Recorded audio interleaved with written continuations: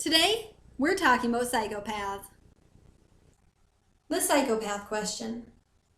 Well, at her mother's funeral, a young woman met a guy whom she did not know. She thought this guy was amazing, and she fell in love with him then and there. A few days later, the girl killed her sister. Question: what was her motive?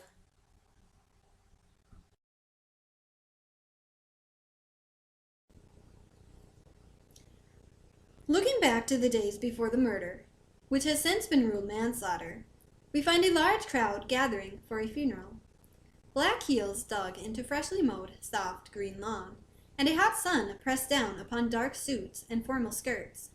A young woman, standing close to the grave, reached out for the hand of another young woman standing beside her. The other hand pulled away.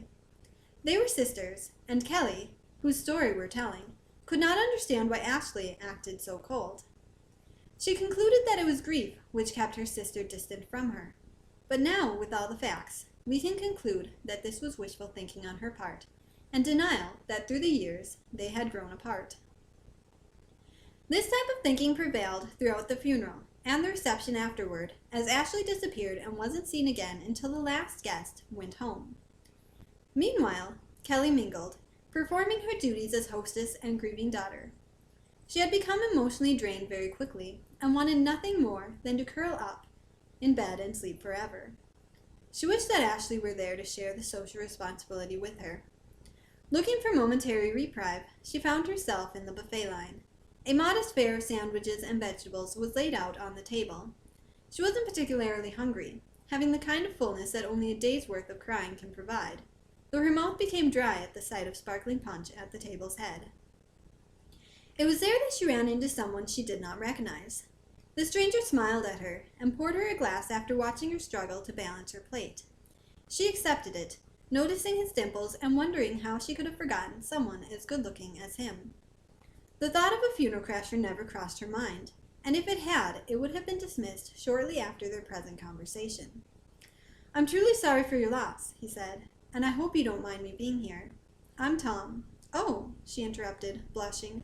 "No, I don't mind at all. We're all grateful that you were there, even if—" "I did everything I could." He looked at the floor, and she noticed how long his lashes were.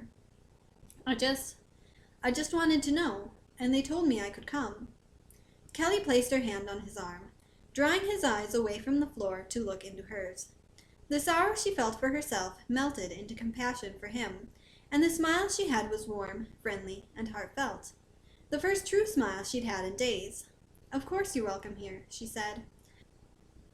Her hand lingered on his arm a little too long, but Tom did not seem to care. She had spent the rest of her time speaking to him, learning about his job, his hobbies, where he learned CPR, and any other topics she could think of to keep him there. The time flew by, and it felt like they had only just begun when family and friends interrupted to say goodbye, and that they would check in on her soon. When the whirlwind of goodbyes had been said, Tom was gone. Disappointment replaced her previous thrills. She hadn't asked for his number, and she would probably never see him again. "Come on, we have to go," Ashley's voice sounded behind her. "We have to clean up," she said, turning and motioning to the trash bags and remaining food. "They can do that." "No, it's our job." She walked away from her sister, miffed because she hadn't been around and was now making demands. Kelly went into the kitchen and retrieved covers for the leftover trays of food. It would be nice not having to cook for a while, though she was sure she'd be sick of sandwiches soon enough. When she walked out, she found her sister helping, and she softened a little towards her. The car ride was silent, and when they arrived home, Ashley went immediately to the guest room and shut the door. Kelly remained in the kitchen and made herself a cup of tea. She didn't like tea. Her mom did, though, so she sat with it in front of her, feeling its warmth and letting the steam vent its familiar smell around her. Memories of her mom soon evolved to thoughts of Tom, and a blush colored her cheeks. She knew it was ridiculous to hope that something more might come of their meeting, but perhaps they might meet again. 3 days later, the day of the murder, Kelly was thoroughly fed up with Ashley. Her sister had barely spoken to her these last few days, and she didn't help with any of the work that needed to be done on their family's ranch. But she was there, and her presence was felt. It would be another 2 days that Ashley was scheduled to leave for her home, and Kelly needed her space.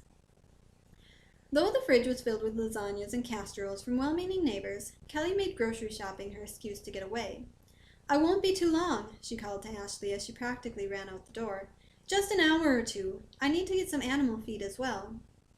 It was at the end of their long dirt driveway that she realized she didn't have her wallet.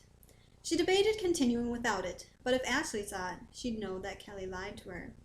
And so she returned to the house. She tried to make as little noise as possible coming back in, not wanting to explain why she returned so soon. As she opened the door, she heard laughter coming from the guest room. She tiptoed to the kitchen, risking a glance through the half-open door to where Ashley sat on the bed with her phone to her ear. "Why would I give you her number?" she asked the person on the other end. Moving farther into the kitchen, Kelly saw her wallet on the counter. She retrieved it and began shuffling out. "I paid you at the funeral. I don't owe you anything." Kelly paused. It was her who arranged everything for the funeral. Who would Ashley have had to pay? "Because she's my sister. That's why." Her heart skipped a beat. Was it Tom? He wanted her number. Her breathing quickened and she told herself to calm down. Why would Tom have Ashley's number?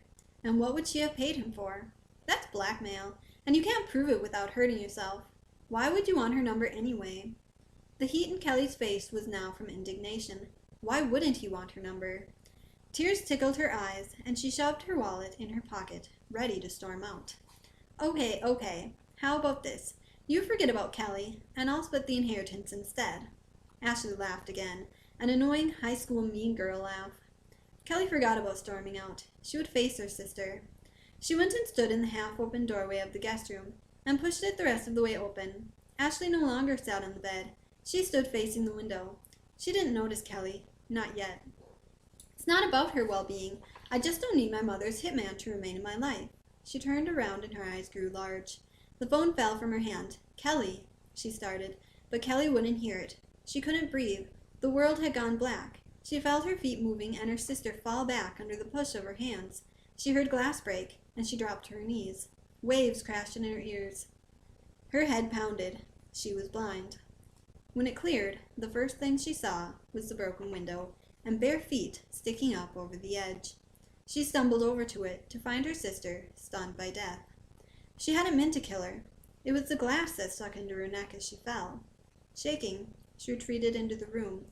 Her foot kicked something, and looking down, she saw the phone. She picked it up.